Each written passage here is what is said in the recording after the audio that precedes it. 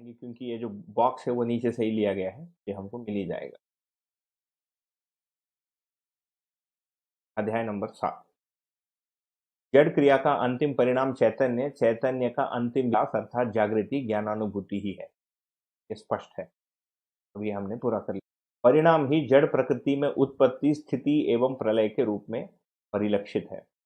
ये क्लियर कर रहे हैं कि ये जो परिणाम है, जड़ प्रकृति में जो परिणाम है, यही स्थिति है ना, प्रलय तथा उत्पत्ति के रूप में स्पष्ट है।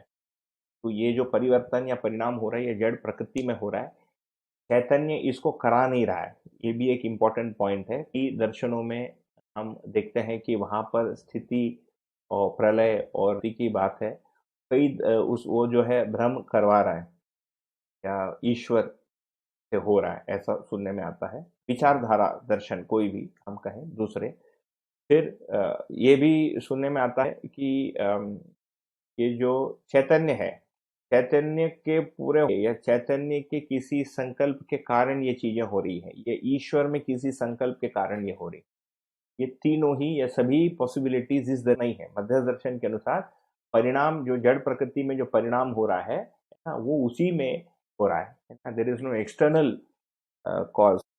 चैतन्य प्रकृति में विचार गुणात्मक परिवर्तन एवं परिमार्जन दृष्टव्य है। तो केवल परिवर्तन, तो मात्रात्मक परिवर्तन से गुणात्मक परिवर्तन हमको जड़ प्रकृति में दिखता है, ठीक, और गुणात्मक परिवर्तन मात्र बिना मात्रात्मक परिवर्तन का हमको चैतन्य प्रकृति में दिखता है। यही आगे जाके किसी स्टेज के बाद इसको परिमार्जन है। तो मानवीयतापूर्ण जीवन को प्राप्त करने के बाद अनुभव के लिए जो प्रयास है, ये परिमार्जन प्रक्रिया के रूप में लिखा है पुस्तक में। आगे, प्रत्येक उत्पत्ति के पूर्व उसकी स्थिति भिन्न थी, इसलिए सम्यक विवेचना के उपरांत अनंत स्थितियों में भाव और धर्म के आधार पर वैविध्यता की स्थिति स्पष्ट है। ठीक है, तो ये भी बहुत क्लियर है कि प्रत्येक जो उत्पत्ति होती है, जैसे मान लीजिए एक पेड़ उग गया, तो या पेड़ उग गया है ना, उसके पहले उसकी स्थिति भिन्न थी, तो हम पूछेंगे कि पेड़ था कहाँ। तो पेड़ बनने की जो मूल जो कोड है ना, जो उसका भ्रूण है, वो फिर हमको बीज के रूप में दिखता है, और फिर वातावरण से पदार्थ को इकट्ठा करके उसके योगफल में वातावरण के दबाव में फिर वो पेड़ फलित होता है।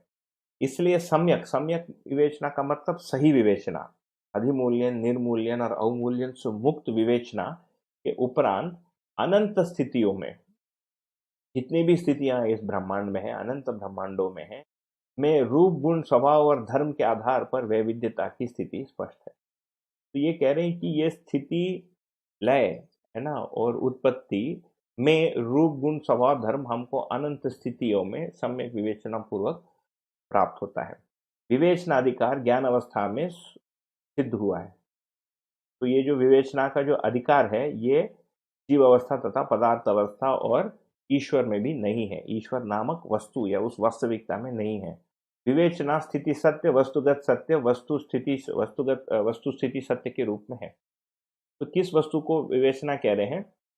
विवेक पूर्वक जो विश्लेषण होता है, विवेक का मतलब है कि सत्यासत्य है ना, नित्यानित्य में भेद कर पाना, इसके ज्ञान सहित सत्य असत्य नित्यानित्य ये सारे चीजों में जो हम भेद कर पाते हैं, इसके साथ जो विश्लेषण क्षमता हमारे में बनती है, इसका नाम है विवेचना। तो विवेक पूर्वक विश्लेषण हमको क्या समझ में आता है? ये स्थिति सत्य है, ये समझ में आता है, ये वस्तुगत सत्य समझ में आता है, और ये वस्तु स्थिति सत्य ये समझ में आता है। जैसे आज के दिन यदि हम देखें, जैसे मैं अभी ये बात आपको बता रहा हूँ, अब ये हो भी सकता है कि मुझ में विवेक हो, ये भी हो सकता है कि केवल विवेक ऐसा है, ये मुझ में उसका स्वीकार हुआ हो, उसके साथ फिर हमारा विश्लेषण है। तो विवेक एक प्रकार से एक समझ है, मूल में एक अवधारणा है, जिसके फलन में फिर विचार या तर्क का नियोजन होता है।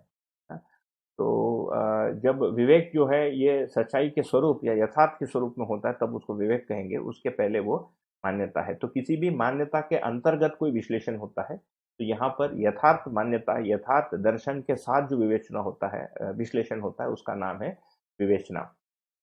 तो उसमें फिर ये जो भी स्थितियां हैं, रूप, गुण, स्वभाव, धर्म को ही लेकर फिर हम वस्तुगत सत्य, वस्तु स्थिति सत्य तथा स्थिति सत्य के रूप में हम समझते हैं, है ना। तो स्थिति सत्य का मतलब है सत्ता में संप्रयुक्त जड़ चैतन्य प्रकृति के रूप में है। वस्तुगत सत्य का मतलब रूप, गुण, स्वभाव, धर्म का होना तथा इसका अविभाज्य होने के अर्थ में है, और वस्तुस्थिति सत्य का मतलब देश, दिशा और काल को सामयिक तथ्य के रूप में हम इसको पहचानते हैं।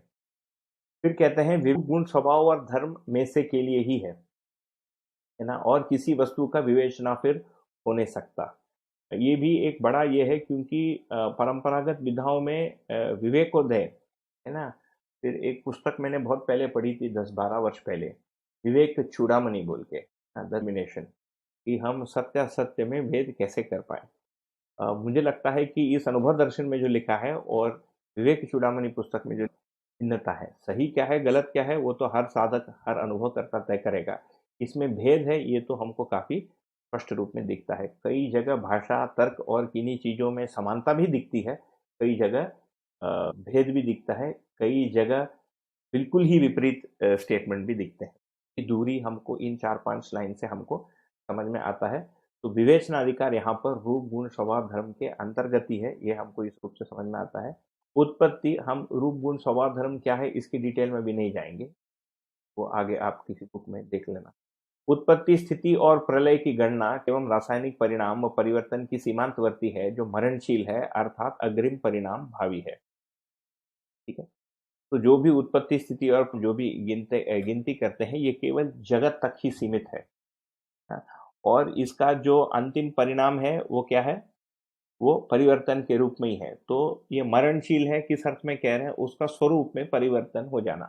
ठीक है, तो इसका अस्तित्व धर्म रहते हुए उसमें रूप परिवर्तन की कनेक्शन सक्सेसफुल आ गया। चलिए,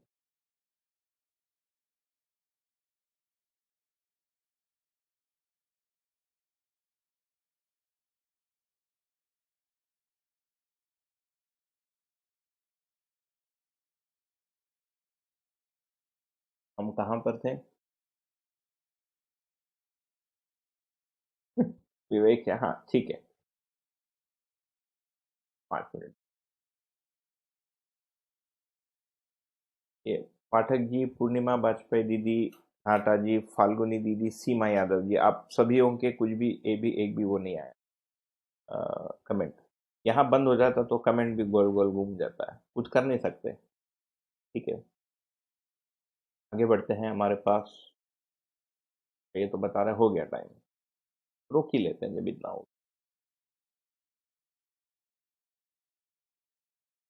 चैतन्य सदा ही जागृति क्रम जागृत है ना, इसको हम लोग रोक लेते हैं। कल हम